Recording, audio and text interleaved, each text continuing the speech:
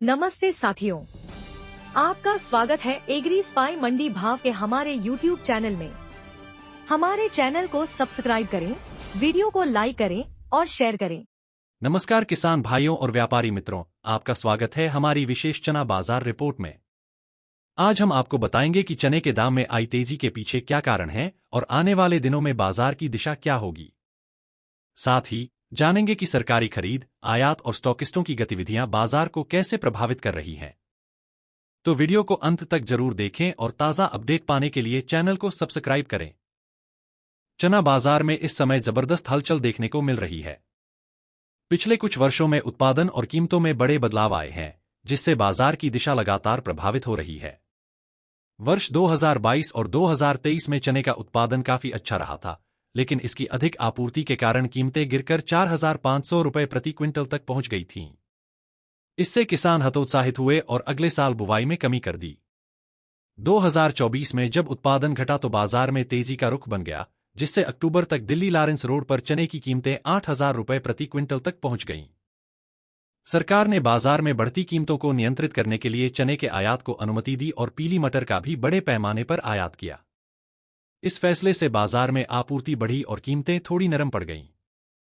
हालांकि 2024 में किसानों ने बढ़े हुए भावों को देखते हुए चने की बुवाई फिर से बढ़ा दी। अनुकूल मौसम के चलते इस साल चने का उत्पादन 115 लाख टन तक होने की उम्मीद है, जो पिछले साल के 110 लाख टन के मुकाबले अधिक है, लेकिन 2022 और 2023 के आंकड़ों से अभी भी कम है। भारत में सालाना चने की खपत लगभग 123 लाख टन होती है, जिससे यह अनुमान लगाया जा रहा है कि सप्लाई अभी भी 15 लाख टन कम पड़ सकती है। अगर हालिया बाजार रुझानों की बात करें तो पिछले सप्ताह की तुलना में इस सप्ताह चने के भाव में मजबूती देखने को मिली है।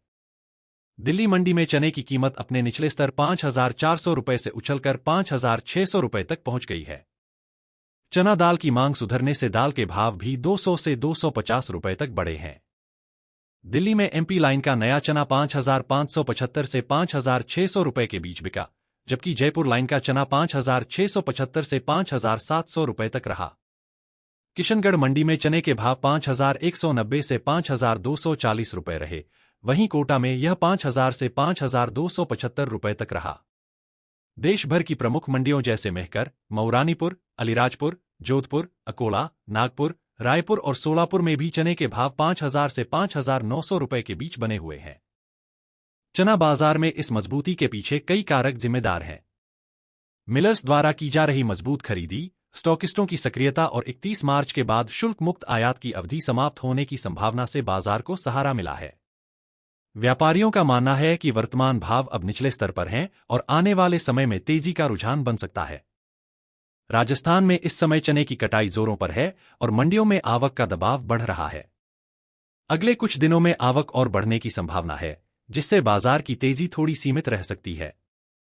तेलंगाना में नाफेड ने चने की खरीद शुरू कर दी है और 20 मार्च तक 2,969.75 टन की खरीद हो चुकी है। अन्य राज्यों में भी जल्द ही सरकारी खरीद शुरू होने की उम्मीद है। सरकारी भंडार में चने की कमी को देखते हुए इस बार सरकार द्वारा अधिक खरीदारी की संभावना है, जिससे किसान 5,650 रुपये के न्यूनतम समर्थन मूल्य (एमएसपी) पर चना बेचने के लिए उत्सुक हो सकते हैं। चना आयात की बात करें तो अब तक ऑस्ट्रेलिया से लगभग 7 से 8 लाख टन चना भारत में आ चुका है।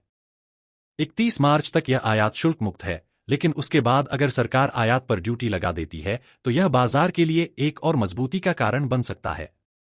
नेपाल, बांग्लादेश और पाकिस्तान ने भी ऑस्ट्रेलिया से चना खरीदा है, जिससे अंतर्राष्ट्रीय बाजार पर भी प्रभाव पड़ा है।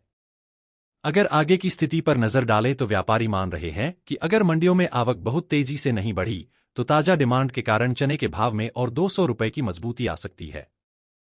यदि आवक का दबाव बढ़ता है तो भी बाजार में एमएसपी के आसपास ही कीमतें बनी रह सकती हैं। क्या आने वाले दिनों में चना बाजार में और तेजी देखने को मिलेगी या कीमतें फिर से नरम होंगी? इस पर बाजार की हलचल और सरकारी नीतियों पर निर्भर करेगा। अगर आपको यह जानकारी उपयोगी लगी तो वीडियो को लाइक करें, शेयर करें और कमेंट में बताएं कि आप चने के बाजार को लेकर क्या सोचते हैं। चैनल को सब्सक्राइब करना ना भूलें ताकि आपको मिले रोजाना ताजा मंडी भाव और बाजार अपडेट्स।